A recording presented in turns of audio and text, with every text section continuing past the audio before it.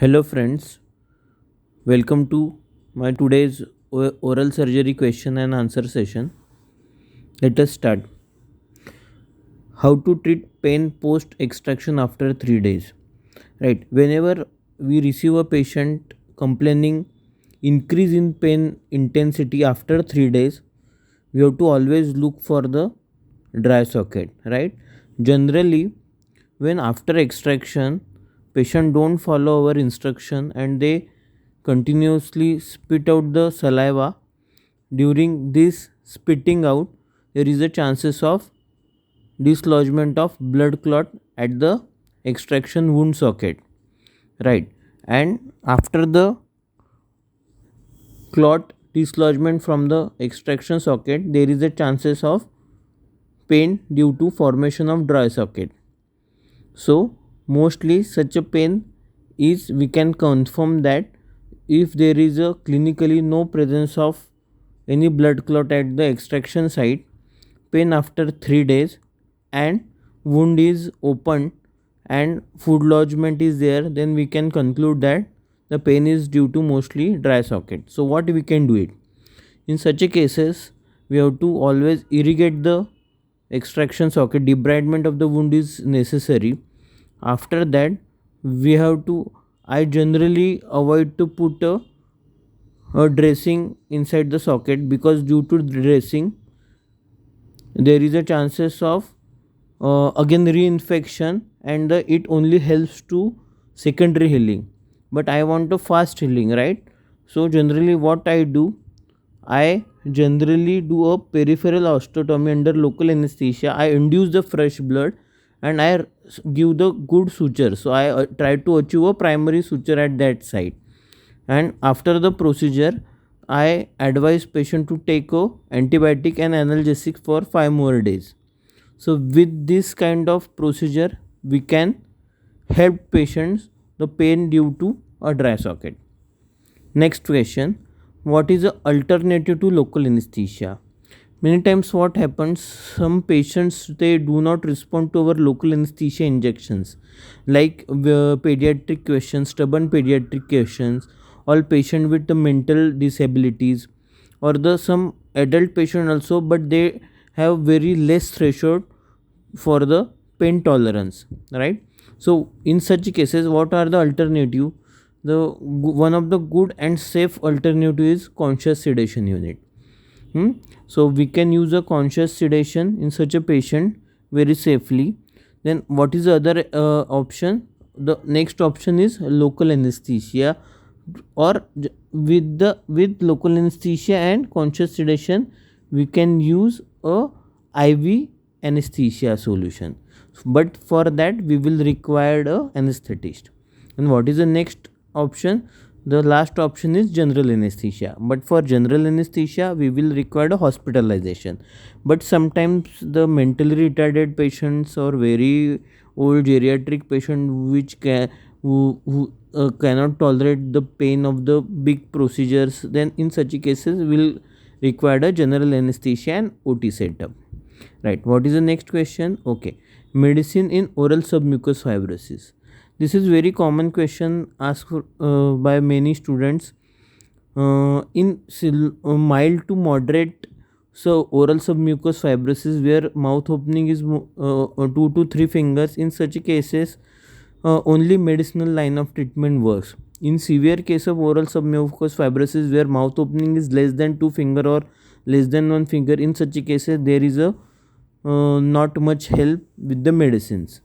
But in mild cases, what the medicines we can advise to help symptomatically to relieve the burning sensations and increase the elasticity, we generally inject a injection combination of injection placentrix, local anesthesia, dexamethasone and injection Hylase.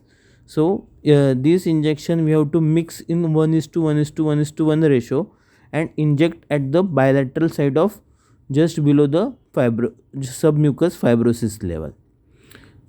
Okay, and these injections we have to continue for 3 to 8 cycles per week for next 2 to 3 months for the symptomatic relief only, but in severe cases will require a surgical procedure only.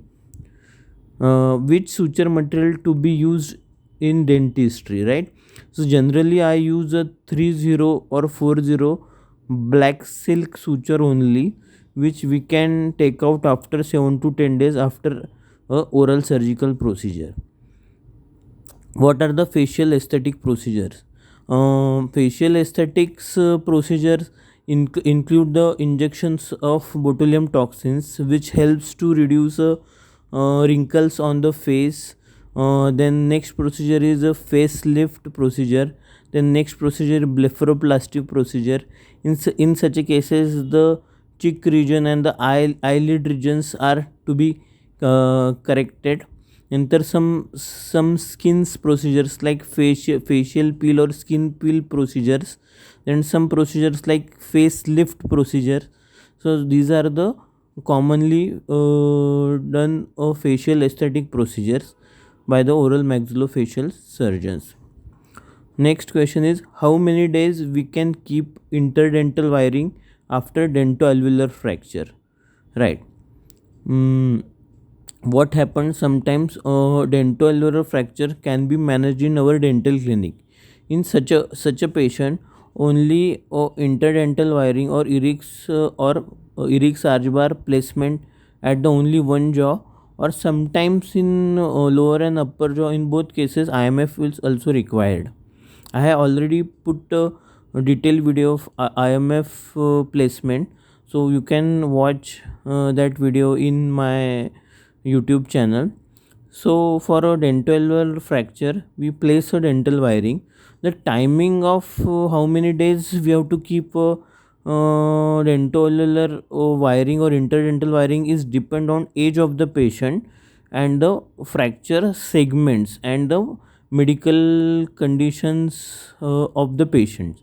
So generally in young patients or the age group below 20 years of age, generally 2 weeks or 3 weeks interdental wiring or the Eric's arch bar or IMF is enough.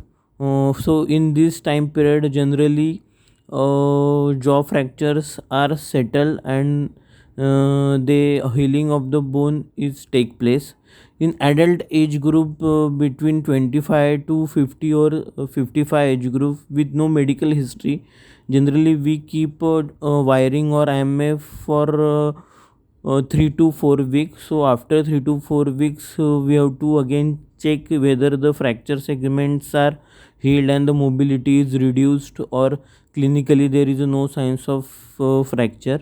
And in adult cases, the age group above 55-year-old age, we generally keep 4 weeks of interdental wiring or IMF. During this period, we generally try to maintain their medical conditions, if any, like we have to maintain their sugar levels, we have to take opinions regarding their medical condition with their physician.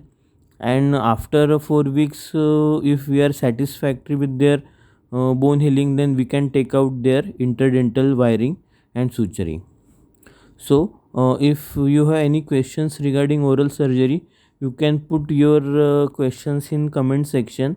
And if you are yet not subscribed my YouTube channels Oral Surgery and Beyond, kindly subscribe, like and share my YouTube channel for more free oral surgery learning sessions.